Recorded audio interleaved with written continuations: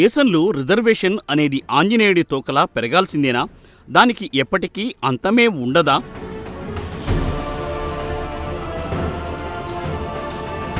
జనాభా గణన తర్వాత వచ్చే రిపోర్టుతో 2030 తదుపరి వచ్చే అన్ని ఎన్నికలలో కోటాను అమలు చేస్తారా?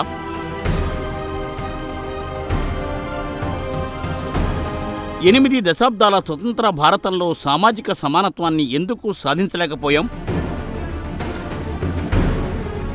ఎస్సీల రిజర్వేషన్ రద్దుకు బదులు కులాన్ని రద్దు చేయాలనే మందకృష్ణ డిమాండ్ ఆచరణ సాధ్యమేనా? కుల వ్యవస్థను రద్దు చేసే చర్యలు తీసుకోండి, మేము స్వాగతిస్తాం, సమర్థిస్తాం. కుల వ్యవస్థను రద్దు చేసే చర్యలు ఎవరు తీసుకున్నా, ఏ పార్టీ, ఏ సంఘం, ఏ సంస్థ తీసుకున్నా వాళ్ళతో కలిసి పనిచేస్తాం, వాళ్ళకి అండగా నిలబడతాం.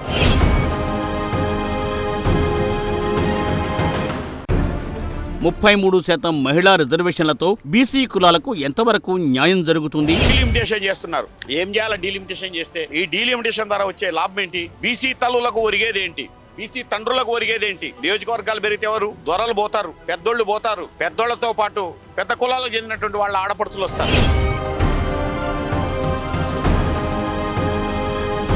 రిజర్వేషన్లు రద్దు చేయాలనే ఎజెండాను కేంద్రంలోని బీజేపీ క్రమంగా తెరపైకి తెచ్చే అవకాశముందా? 10 ఏళ్లకు పరిమితమైన రిజర్వేషన్లను కొనసాగిస్తూ పోతే సమాజ మనుగడలో తలెత్తే సమస్యలేంటి?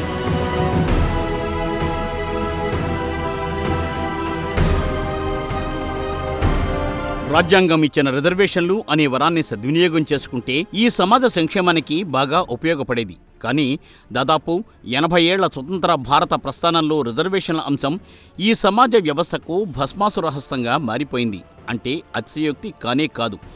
ఏ వ్యవస్థ బాగు కోసం దీన్ని ప్రవేశపెట్టారో ఆ వ్యవస్థలో స్నేహ సౌభ్రాతృత్వాలకు బదులు కులాల మధ్య అనుమానాలకు, అవమానాలకు కారణమవుతోంది. అందుకే రిజర్వేషన్ అనగానే ఎప్పుడూ మిక్స్డ్ ఒపీనియన్సే వస్తున్నాయి తప్ప ఏకాభిప్రాయాన్ని ఇప్పటికీ రాజకీయ పార్టీలు సాధించలేకపోయాయి. అసలు పార్టీల మనుగడకే రిజర్వేషన్ను ఉపయోగించుకుంటున్నాయనే విమర్శలు అన్ని వర్గాల నుండి బాహాటంగానే వినిపిస్తున్నాయి. కానీ ఏ ఒక్క పార్టీ కూడా దీర్ఘకాలిక నష్టం కలగకుండా చూద్దామనే విజ్ఞతను ప్రదర్శించటం లేదు. మరి రిజర్వేషన్లు అనే ఈ భస్మాసుర హస్తానికి భయపడి శివుడు అనే సామాజిక వ్యవస్థ ఇంకా ఎంతకాలం పరుగులు తీయాలి? పాపం ఆ శివుడు మాత్రం ఎంతకాలం ఆపసోపాలు పడుతూ పరిగెత్తగలడు? ఈ పరుగు ఎక్కడ ఆపాలి? అందుకు ఎవరు పూనుకోవాలి?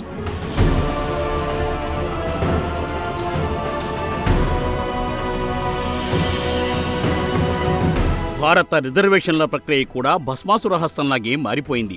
సామాజిక న్యాయం కోసం ఇచ్చిన వరంగా మొదలై కాలక్రమేణా ఆధిపత్యానికి, అహంకారానికి, క్రీమీ లేయర్ దుర్వినియోగానికి దారితీసింది. ఒకప్పుడు వెనుకబడిన వారికి చేయూత అందించి పైకి తీసుకురావాలనే గొప్పనైన సదుద్దేశం కాస్త ఇప్పుడు సమాజ సంక్షేమానికే భంగకరంగా మారుతోంది. జస్టిస్ పంకజ్ మిత్తల్ వంటి జడ్జీలు చెప్పినట్లు creamy layer sub classification data ఆధారిత రివ్యూ ద్వారా మాత్రమే ఈ భస్మాసురుడు తనను తాను అంతం చేసుకుని నిజమైన సామాజిక న్యాయం కాపాడబడుతుంది అని, లేకపోతే శాశ్వత సమస్యగా మిగిలిపోతుందనే హెచ్చరికలను వినే నాథుడు ఏడి?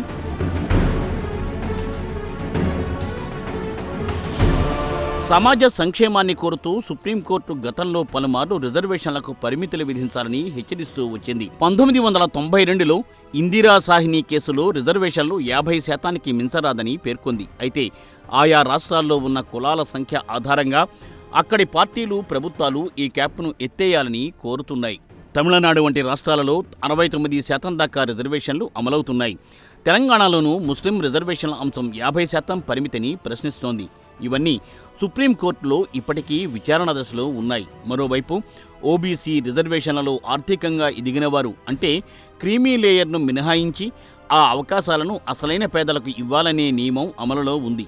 బీసీల్లో ఆదాయం, సామాజిక గౌరవ హోదా వంటి పరిగణలోకి తీసుకుని క్రీమీ లేయర్ను అమలు చేస్తున్నారు. ఈడబ్ల్యూఎస్ వర్గాల్లోనూ క్రీమీ లేయర్ లాంటి నిబంధనే అమలవుతోంది. 8 లక్షల రూపాయల ఆదాయం పైబడిన వారికి రిజర్వేషన్ ఫలాలు అందడం లేదని గమనించాలి. అయితే ఈ విధానం ఎస్సీ, ఎస్టీలలో ఇంకా పెండింగ్ దశలోనే ఉంది. ఈ వర్గాలలో క్రీమీ లేయర్ అమలు కాకపోవడం వల్ల ఆ వర్గాల నుండి ఎదిగిన వారే రాజకీయ, ఉద్యోగ అవకాశాలు అందిపుచ్చుకుంటున్నారు. ఐఏఎస్, ఐపీఎస్ వంటి ఉన్నతోద్యోగాల్లో ఉన్నవారిని క్రీమీ లేయర్గా పరిగణించి ఇతరులకు అవకాశాలు ఇవ్వాలని కోరుతున్నా ఆయా ఉన్నత వర్గాలు మాత్రం ససేమిరా అంటున్నాయి. ఇలా ఒకే సామాజిక వర్గంలో ఉన్నతులు ఒకవైపు, నిమ్న వర్గాలు మరోవైపు, ఇలా రెండు భిన్నమైన వర్గాలుగా సమాజం విడిపోతోంది. అసమతుల్యతలు నానాటికి పెరుగుతున్నాయి.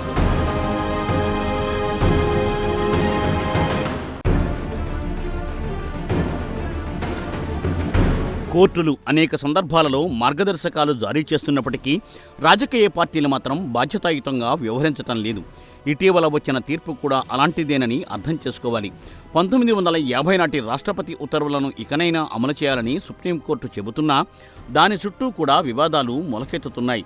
రాష్ట్రపతి ఉత్తర్వుల కంటే ముందే కమ్యూనల్ అవార్డు రూపంలో రిజర్వేషన్లు మొదలయ్యాయని, ఆ తర్వాత కూడా ఎస్సీలు జాతి వివక్షకు గురవుతున్నారని, మతం మారిన అగ్రవర్ణాలకు అమలు కాని నిబంధనలు కేవలం ఎస్సీలకే ఎందుకు అంటూ ఎంఆర్పీఎస్, ఇతర దళిత సంఘాలతో పాటుగా దాదాపు అన్ని రాజకీయ పార్టీలు కూడా విమర్శలు గుప్పిస్తున్నాయి.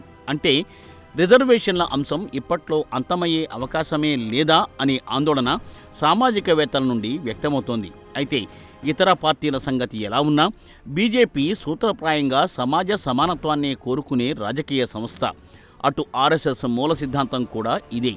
గతంలో ఒకసారి ఆర్ఎస్ఎస్ చీఫ్ మోహన్ భగవత్ దేశంలో రిజర్వేషన్ అంశాన్ని సమీక్షించాల్సిన అవసరం ఉందని వ్యాఖ్యానించినప్పుడు ఇతర పార్టీలు పెద్ద ఎత్తున గొడవ చేశాయి. దీంతో బీజేపీ కూడా వివరణ ఇచ్చుకోవాల్సి వచ్చింది. ఆర్ఎస్ఎస్ సిద్ధాంతం ఎలా ఉన్నప్పటికీ రాజకీయ నిర్ణయం తీసుకునే బీజేపీ ఎజెండాలో అలాంటి అంశమేదీ లేదని ఆ పార్టీ నేతలు చెప్పుకొచ్చారు. ఆ తర్వాత మోహన్ భగవత్ కూడా కవరప్ చేసుకోవాల్సి వచ్చింది. ఈ దేశంలో అసమానతలు ఇంకా ఉన్నాయి కాబట్టి అవి ఉన్నంతకాలం రిజర్వేషన్లు కొనసాగుతాయని చెప్పి క్లారిటీ ఇవ్వాల్సిన పరిస్థితి ఏర్పడింది. అంటే రిజర్వేషన్ అనేది ఎంత జటిలంగా, ఎంత సున్నితమైన అంశంగా మారిందో అర్థం చేసుకోవాల్సింది.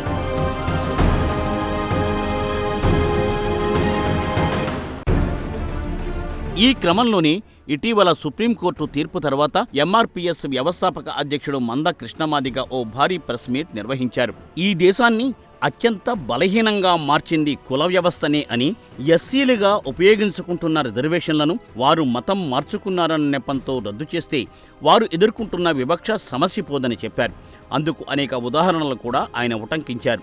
మతం మారిన దళితులు తమ కోటాను, ఉపాధి అవకాశాలను కోల్పోతూ ఉండగా అగ్రవర్ణాలు ఇటీవల వచ్చిన ఈడబ్ల్యూఎస్ కోటాను సురక్షితంగా అందుకుంటున్నారని, అలాగే వారు తమ సామాజిక హోదాను, జాతి గౌరవాన్ని యథాతథంగా అందుకుంటున్నారని, ఎస్సీలు మాత్రమే ఎందుకు ఆ వెసులుబాటు కోల్పోవాలని నిలదీశారు. దీనికి పరిష్కారంగా కుల గుర్తింపును రద్దు చేయడం కాదు, అసలు కులాన్నే రద్దు చేయాలని డిమాండ్ చేయడం సమాజంలో కొత్త ఆలోచనలు రేకెత్తిస్తోంది. కుల వ్యవస్థను రద్దు చేసే చర్యలు తీసుకోండి, మేము స్వాగతిస్తాం, సమర్థిస్తాం. కుల వ్యవస్థను రద్దు చేసే చర్యలు ఎవరు తీసుకున్నా, ఏ పార్టీ, ఏ సంఘం, ఏ సంస్థ తీసుకున్నా వాళ్ళతో కలిసి పనిచేస్తాం, వాళ్ళకి అండగా నిలబడతాం. అందువల్ల దళితులు క్రైస్తవులు మారితే సుప్రీంకోర్టు ఎస్సీ హోదా రద్దు చేయడానికి తీర్పిచ్చిందేమో కానీ మేము కోరుతున్నది కుల వ్యవస్థనే రద్దు చేయమని మేము కోరుతున్నాం.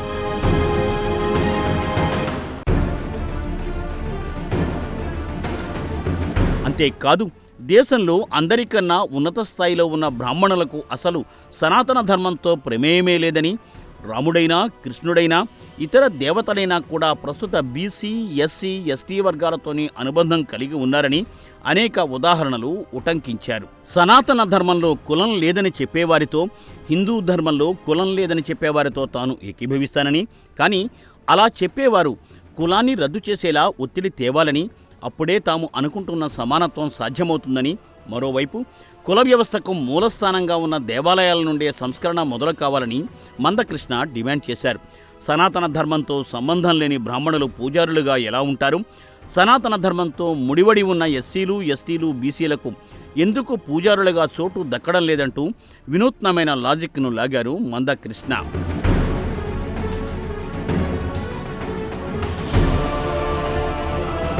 మందకృష్ణ లేవనెత్తుతున్న వాదన సహేతుకమైందే కాక ప్రస్తుత కాలమాన పరిస్థితుల దృష్ట్యా సమయోచితమైందని కూడా చెప్పవచ్చు.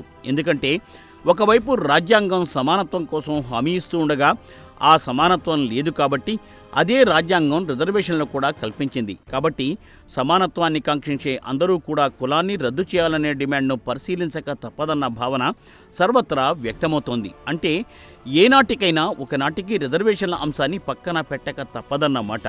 మరి స్వాతంత్రం వచ్చి 80 ఏళ్లవుతున్నా సోషల్ జస్టిస్లో కనీస స్థాయిని కూడా ఎందుకు చేరుకోలేకపోయాం? ఎవరు దీనికి కారకులు అంటే రిజర్వేషన్ల అమలును ఒక రాజకీయ అస్త్రంగా వాడుకుంటున్న అన్ని పార్టీలు కూడా ఇందుకు కారకులే అని భావించాలి. తొలుత 10 ఏళ్ల పాటు మాత్రమే రాజకీయ రిజర్వేషన్లకు అవకాశం కల్పించిన రాజ్యాంగ డ్రాఫ్టింగ్ కమిటీ ఆ తర్వాత ప్రతి 10 ఏళ్ల చొప్పున పెంచుకుంటూ రావాల్సిన అవసరాలు ఏమున్నాయి అనే చర్చ ఈ 80 ఏళ్లలో ఏనాడూ జరగలేదంటే ఆ తప్పు ఎవరిది? చిత్తశుద్ధి లేని రాజకీయ పార్టీలదా? రాజకీయ పార్టీలు కల్పిస్తున్న అవకాశాలను వినియోగించుకుంటూ లేదా అతిగా వినియోగించుకుంటూ లేదా దుర్వినియోగం చేసుకుంటూ బడుగుల అవకాశాలను మింగేస్తున్న నయాతరం నాయకులదా?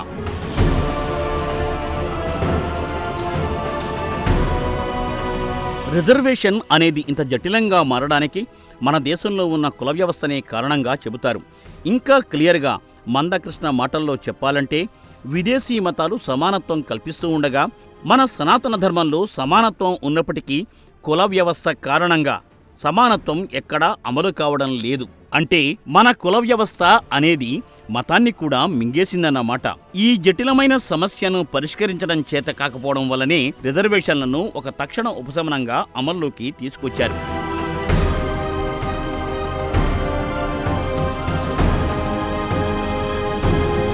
తొలిసారిగా 1882లోనే బ్రిటిష్ హయాంలో రిజర్వేషన్ల వైపు అడుగులు పడ్డాయి. హంటర్ కమిషన్కు జ్యోతిరావు ఫూలే ఒక రిప్రజెంటేషన్ సమర్పించిన దరిమిలా క్యాస్ట్ బేస్డ్ రిజర్వేషన్ అమల్లోకి వచ్చిందని చెబుతారు. ఆ తరువాత 1902లో కొల్హాపూర్కు చెందిన సాహు మహారాజ్ తన రాజ్యంలోని బ్రాహ్మణేతర వెనుకబడిన కులాలకు ప్రభుత్వ ఉద్యోగాలలో 50% రిజర్వేషన్లు కల్పించారు. ఇదే భారతదేశంలో అధికారికంగా మొదటి రిజర్వేషన్ పాలసీ. బ్రాహ్మణుల ఆధిపత్యాన్ని తొలిసారిగా సవాల్ చేసిన చట్టపరమైన నిర్ణయంగా ఇది ఖ్యాతికెక్కింది. ఆ తర్వాత బ్రిటిష్ ప్రభుత్వం ముస్లింలకు ప్రత్యేకమైన నియోజకవర్గాలను కల్పించింది. మతపరమైన రిజర్వేషన్లకు ఇక్కడే బీజం పడింది. డివైడ్ అండ్ రూల్ పాలసీ మన దేశంలో తొలిసారిగా అధికారికంగా అమల్లోకి వచ్చింది. వాటిని 1909 మింటో మార్లే సంస్కరణలు అంటారు. 1921లో మైసూరు రాజ్యంలో, 1927లో మద్రాసు ప్రెసిడెన్సీలో ఇలాంటి రిజర్వేషన్లే అమల్లోకి వచ్చాయి. 1932లో మెక్డొనాల్డ్స్ కమ్యూనల్ అవార్డు పేరిట దళితులకు ప్రత్యేక నియోజకవర్గాలు తీసుకొచ్చారు. దానికి గాంధీ విభేదించడంతో అంబేద్కర్ రాజీ పడిపోయి ఇద్దరి మధ్య జరిగిన అవగాహన కారణంగా ప్రత్యేక నియోజకవర్గాలు రద్దు చేసి రిజర్వ్డ్ సీట్లు పెంచారు. ఆ తర్వాత 1935లో అణగారిన వర్గాలకు రిజర్వేషన్ల పేరిట భారత ప్రభుత్వ చట్టాన్ని తీసుకువచ్చారు. ఇందులో మతం, కులం ఆధారంగానే కాక మహిళలు, కార్మికుల పేరిట కూడా ప్రత్యేక సీట్లు కేటాయించారు. ఇది బ్రిటిష్ వారు చేసిన అతిపెద్ద కుట్రగా చరిత్రకారులు నేటికీ అభివర్ణిస్తారు. ఆ చట్ట లక్ష్యం అప్పటికే ఉన్న ముస్లిములు, సిక్కులు, ఆంగ్లో ఇండియన్లు, యూరోపియన్లు మొదలైన వారికి సెపరేట్ ఎలక్టోరేట్స్ కొనసాగించడం. బ్రిటిష్ అనుసరించిన డివైడ్ అండ్ రూల్కు పరాకాష్ఠగా దీన్ని పేర్కొంటారు. భారతీయ సమాజాన్ని వీలైనన్ని వర్గాలుగా విభజించడం వల్ల ఈ చట్టంలోని ప్రధాన కుట్ర. దీనివల్ల కాంగ్రెస్ పార్టీ బలాన్ని తగ్గించి వివిధ మైనారిటీలను బలోపేతం చేయడం. ఆ కారణంగా వేర్పాటువాద ధోరణులు పెరిగి తర్వాతి కాలంలో దేశ విభజనకు దారితీసినట్లు చరిత్రకారులు చెబుతారు.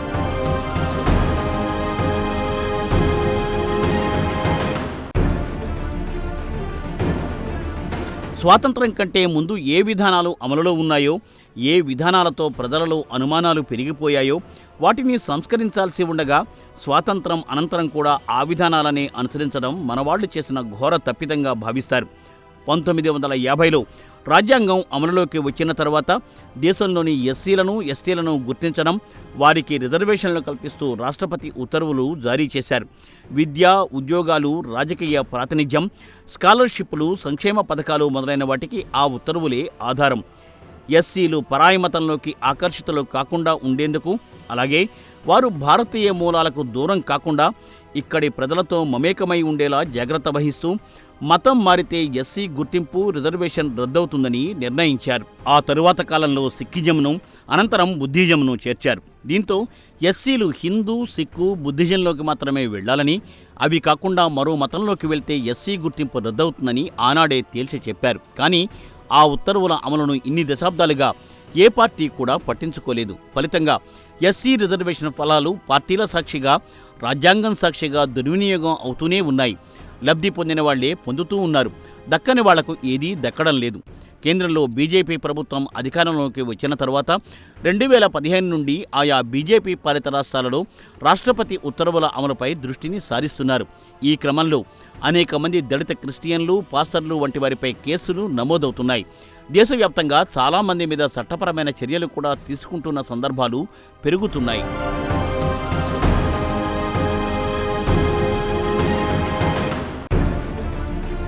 ఇక అదే రాష్ట్రపతి ఉత్తర్వుల్లో ఎస్టీల విషయానికొస్తే వారు ఏ మతంలోకి వెళ్ళినా ఎస్టీ హోదా కోల్పోవడం లేదు.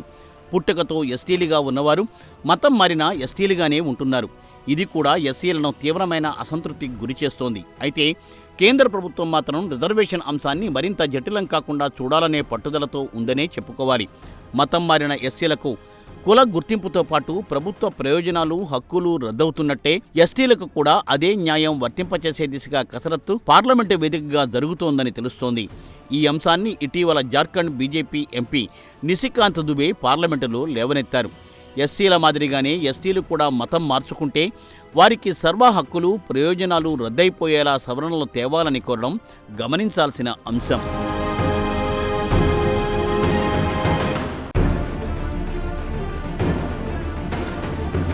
మరి బీజేపీ నేతలు రిజర్వేషన్ను నిదానంగా ఫేడౌట్ చేసేలా స్లో స్ట్రాటజీ ప్లే చేస్తున్నారా అనే అనుమానాలు కూడా ఉన్నాయి. అయితే బీజేపీ ఇప్పటికే తన స్ట్రాటజీని క్లియర్గా పేర్కొన్నట్లు రిజర్వేషన్లను పూర్తిగా రద్దు చేసే ఉద్దేశం వారికి లేదు. ఎందుకంటే ఇప్పట్లో రిజర్వేషన్ రద్దు అనేది దాదాపు అసంభవంగానే పేర్కొనాలి. అందుకు బదులుగా రిజర్వేషన్లను అప్లై చేసే విధానంలో మార్పు చేసే ఎత్తుగడను అమలు చేస్తున్నారని చెబుతారు. ఆ ఎజెండాలో భాగంగానే 2019లో ఆర్థికంగా వెనుకబడిన అగ్రవర్ణాలకు 10% కోటా కేటాయించడం గమనించాలి. అంటే ఎకనామికల్ డిఫరెన్సెస్ క్రైటీరియాను తొలిసారిగా తీసుకొచ్చారు. అలాగే రిజర్వేషన్ ఫలాలను కేవలం కొన్ని వర్గాలు మాత్రమే అనుభవించే నిర్ణయాలకు గండికొడుతూ ఓబీసీలలో సబ్ కేటగిరైజేషన్ తీసుకొచ్చేందుకు యోచిస్తున్నారు.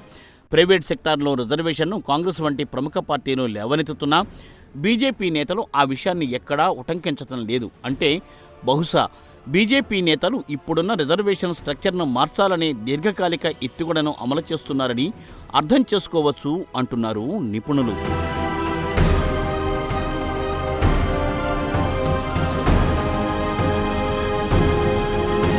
రిజర్వేషన్ స్ట్రక్చర్ను మార్చడానికే కేంద్ర ప్రభుత్వం ఈసారి జనాభా లెక్కలలో కులగణనకు అవకాశం కల్పించింది.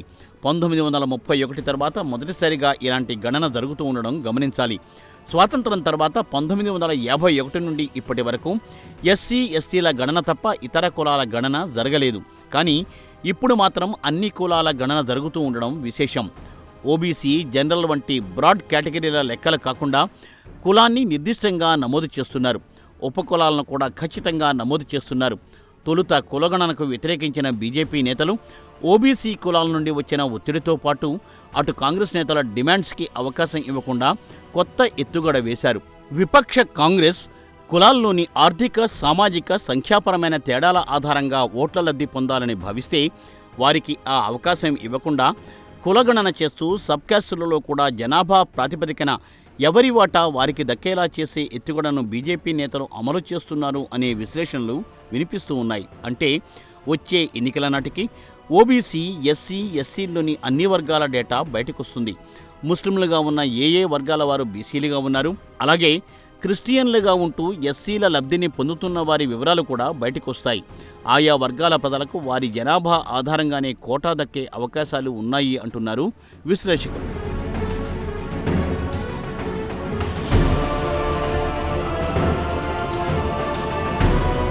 ఈ క్రమంలోని కేంద్ర ప్రభుత్వం 2029 లోక్సభ ఎన్నికల నాటికి మహిళలకు 33% రిజర్వేషన్ అమలు చేయాలని నిర్ణయించింది. 2023లో చేసిన చట్టానికి సవరణలు తెస్తూ లోక్సభ సీట్ల పెంపునకు అనుగుణంగా ప్రస్తుతం ఉన్న 543 సీట్ల నుండి 816 సీట్లకు పెంచాలనే ప్రతిపాదన ఉంది. ఇందులో 1/3వ వంతు అంటే 273 సీట్లు మహిళలకు రిజర్వ్ చేయాలని యోచిస్తోంది. అలాగే 2011 నాటి జనాభా లెక్కల ఆధారంగా నియోజకవర్గాల పునర్విభజన చేయాలని యోచిస్తోంది. అయితే ఇప్పుడున్న లెక్కల ఆధారంగా రిజర్వేషన్లు అమలైతే చట్టసభలలో అవకాశాలు దక్కిన వారికే మళ్లీ అవకాశాలు అందుతాయి. 33% మహిళా రిజర్వేషన్లు కూడా సమాజంలో పేరు ప్రఖ్యాతులున్న పెద్ద కుటుంబాల వరకే దక్కుతాయి తప్ప బీసీ తల్లులకు అందే అవకాశం ఉండదు. ఎస్సీ కులాల్లో రిజర్వేషన్ విభజన జరిగినందువల్ల ఆ వర్గాలకు న్యాయం జరుగుతుందని, కానీ బీసీల్లో అలాంటి గణన ఇప్పటివరకు జరగలేదు కాబట్టి బీసీ తల్లులు దాన్ని మిస్ అవుతారని మేధావులు అభిప్రాయపడుతున్నారు. బీసీలకు సంబంధించిన రిజర్వేషన్స్ లేకపోతే ఈ దేశానికి అర్ధ స్వాతంత్రం వచ్చినట్లుగానే భావిస్తాం.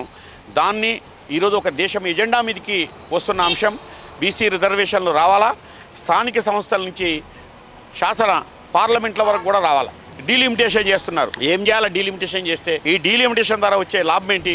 బీసీ తల్లులకు ఒరిగేదేంటి? బీసీ తండ్రులకు ఒరిగేదేంటి? నియోజకవర్గాలు పెరిగితే ఎవరు?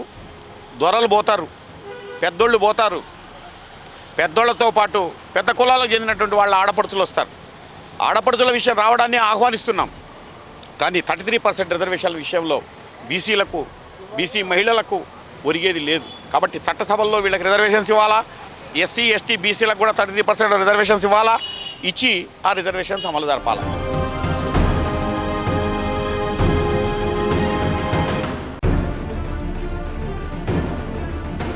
ఇప్పటి వరకు అన్ని ప్రభుత్వాలు కూడా రిజర్వేషన్ల అంశాన్ని వాడుకున్నాయే తప్ప రిజర్వేషన్ల అమలులో జరుగుతున్న అన్యాయాన్ని ప్రశ్నించే సాహసం ఎవరూ చేయలేదు. అయితే తొలిసారిగా సుప్రీంకోర్టు ఎస్సీలు మతం మారితే గుర్తింపు కోల్పోతారని చెప్పిన తీర్పు ఆధారంగా కేంద్రంలోని బీజేపీ కీలకమైన నిర్ణయాలు తీసుకునే అవకాశం ఉంది అంటున్నారు. అందుకు జనాభా లెక్కలని ఆధారంగా చేసుకుంటోంది కేంద్రం. కులాల వారి డేటా వస్తే ఇప్పటి వరకు ఏ వర్గాలు లబ్ధి పొందాయో అధికారికంగా తేలిపోతుంది. వారి ఆర్థిక స్థితి, విద్య, ఉపాధి, వెనుకబాటుతనం వంటి అంశాలు ప్రభుత్వం ముందుకు వస్తాయి.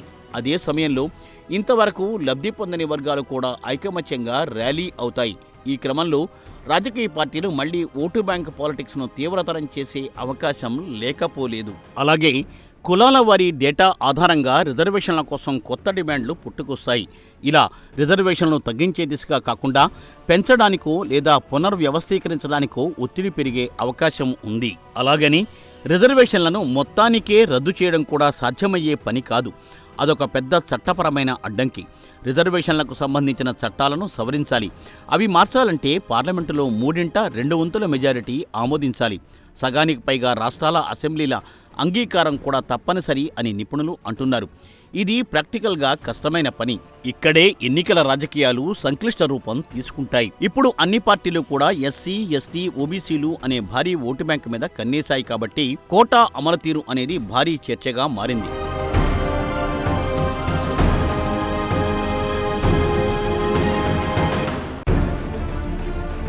(2029) సార్వత్రిక ఎన్నికల అనంతరం 2030 నుండి జరిగే ప్రతి ఎన్నిక కూడా రిజర్వేషన్ల తీరును ఒక క్రమ పద్ధతిలో షిఫ్ట్ చేస్తుందనే అభిప్రాయాలు వినిపిస్తున్నాయి.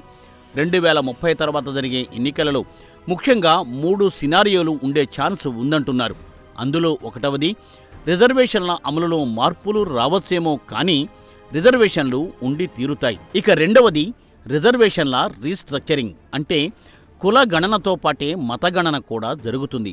ఎవరి ఆర్థిక స్థితిగతులు ఏంటి అనేది పక్కాగా తేలుతుంది. కాబట్టి రిజర్వేషన్ల రీస్ట్రక్చరింగ్ కారణంగా లబ్ధిదారులు గణనీయంగా మారిపోతారు. ఇక మూడో షిఫ్ట్గా రిజర్వేషన్ల రద్దును గురించి చెప్పుకోవాలి. కానీ ప్రస్తుత పరిస్థితులలో అది జరిగే పని కాదు. రాజకీయంగానే కాక లీగల్గా కూడా ఇది చాలా కష్టతరమైన ప్రక్రియగా నిపుణులు అభివర్ణిస్తున్నారు. అయితే రిజర్వేషన్ల పునర్వ్యవస్థీకరణ మాత్రం జరుగుతుంది. అయినప్పటికీ ఇది దేశ రిజర్వేషన్ ప్రక్రియలోనే పెద్ద టర్నింగ్ పాయింట్ అవుతుంది. ఎందుకంటే ఇప్పటి వరకు సామాజిక వెనుకబాటుతనం ఆధారంగా రిజర్వేషన్లు అమలైతే కొంతకాలం నుండి ఈడబ్ల్యూఎస్ పేరిట రిజర్వేషన్లకు ఆర్థిక ప్రమాణం కూడా బేస్గా మారింది. అంటే క్యాస్ట్ నుండి క్లాస్ వైపు రిజర్వేషన్లు షిఫ్ట్ అవుతున్నాయన్నమాట.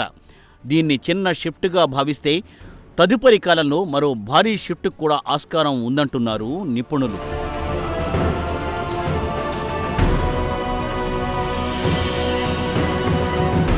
అనంతర కాలంలో సంభవించే భారీ షిఫ్ట్ ద్వారా కేంద్ర ప్రభుత్వం తన ఎజెండాగా ఉన్న కులంతో పెద్దగా ప్రమేయం లేని సనాతన ధర్మానికి ప్రయారిటీ ఇచ్చే దిశగా ప్రయాణం మొదలయ్యే అవకాశం ఉంటుందని కాషాయ దండు భావనగా తెలుస్తోంది. 2027లో వచ్చే కులగణన రిపోర్టు ద్వారా ఓబీసీ, ఎస్సీ, ఎస్టీ వర్గాలు తమ కోటా పెంచాలనే డిమాండ్ వినిపించే అవకాశం లేకపోలేదు. అటు ఈడబ్ల్యూఎస్ ప్రయోజనాలు అందుకుంటున్న జనరల్ కేటగిరీ కూడా తమ జనాభా ఆధారంగా తమ కోటా పెంచాలని డిమాండ్ చేస్తుంది. ఫలితంగా రిజర్వేషన్ల కోసం పెనుగులాట పెరుగుతుందే తప్ప తరగదు. అయితే ఇక్కడ రిజర్వేషన్ల రూపం మారిపోతుంది. కేటగిరీలు పెరుగుతాయి. ఇలా కేటగిరీలు పెరగడమే రిజర్వేషన్ల స్వరూపాన్ని మార్చేస్తుంది అంటున్నారు నిపుణులు. ఓవరాల్గా చూస్తే ఇప్పటి వరకు క్యాస్ట్ బేస్డ్గా ఉన్న సోషల్ జస్టిస్ అనేది భవిష్యత్తులో హైబ్రిడ్ మోడల్గా మారిపోతుంది. క్యాస్ట్తో పాటు ఎకానమీ, రీజనల్ ఫ్యాక్టర్స్ కూడా చేరిపోతాయి. ఈడబ్ల్యూఎస్ అనేది రిజర్వేషన్లలో ఎకనామిక్ యాంగిల్ తీసుకొస్తే కాస్ట్ సెన్సస్ అనేది డేటాబేస్డ్ పాలిటిక్స్ను తీసుకురాబోతోంది. ఈ రెండింటితో రిజర్వేషన్ల విస్తృతి పెరిగి క్యాస్ట్కు ఉండే గుత్తాధిపత్యాన్ని కొల్లగొడుతుంది అంటున్నారు నిపుణులు. ఏతా వాతా కేంద్రంలోని బీజేపీ ప్రభుత్వం అది అమలు చేస్తున్న కార్యక్రమాల తీరును బట్టి చూస్తే అది చెప్పి చేసే పనుల కంటే చెప్పకుండా చేసే పనులే ఎక్కువగా ఉంటాయని రాజకీయ నిపుణులు అభిప్రాయపడుతున్నారు. ఇప్పటికే పెద్ద నోట్ల రద్దు, డిజిటల్ కరెన్సీ, జీఎస్టీ అమలు, ఎవరికీ అర్థం కాని రీతిలో 1950 నాటి రాష్ట్రపతి ఉత్తర్వులను పక్కాగా అమలు చేస్తూ ఉండడం వంటి పలు కీలకమైన కార్యక్రమాలను చాప కింద నీరులో అమలు చేస్తూ పోతున్న తీరును ప్రత్యేకంగా అర్థం చేసుకోవాల్సి ఉంది. ఈ క్రమంలోనే విధానపరమైన నిర్ణయాలకు వ్యతిరేకమే అయినప్పటికీ ఇతర జాతీయ, ప్రాంతీయ పార్టీలతో పోటీ పడుతూ ఆయా రాష్ట్రాల అసెంబ్లీ ఎన్నికలలో ఉచిత పథకాలకు పదును పెడుతోంది. ముందుగా అధికారంలోకి రావడం, అధికారంలోకి వచ్చిన తర్వాత సమాజగతిని తాము అనుకున్న రీతిలో షిఫ్ట్ చేసే ఎత్తుగడలు అమలు చేయడం. అంటే రిజర్వేషన్లు అనే భస్మాసురుడి హస్తం నుండి ఈ సమాజ పరమేశ్వరుణ్ణి తప్పించటానికి అత్యంత చాకచక్యంగా మంద కృష్ణమాదిగ లాంటి మిత్రులను రంగంలోకి దించుతున్నారా అనే అభిప్రాయాలకు తావిస్తోంది. క్రిస్టియన్గా కొనసాగుతూ ఎస్సీ ఫలాలు అనుభవిస్తున్న మంద కృష్ణమాదిగ తన జాతి చిరునామాని సనాతనం అని చెబుతూ కుల వ్యవస్థను రద్దు చేయకపోతే ఈ దేశం ఎటువంటి ఉపద్రవాలు ఎదుర్కొంటుందో చెప్పడమేంటి? కుల వ్యవస్థ వలనే అఖండ భారత్ను కోల్పోయాం అని అచ్చంగా కమలనాథుల గళాన్ని ఎంచుకోవడంలోని మర్మం ఏంటి? రానున్న రోజులలో సామాజిక సమీకరణల్లో భారీ షిఫ్ట్ జరగబోతోందా? రిజర్వేషన్లు రద్దు కాకుండానే రిజర్వేషన్లలోని కులబలాన్ని తగ్గించి తాము అనుకున్న సోషల్ ఇంజనీరింగ్ను కమల్నాథులు మొదలుపెట్టేశారా? రానున్న రోజులలో క్లారిటీ వస్తుంది.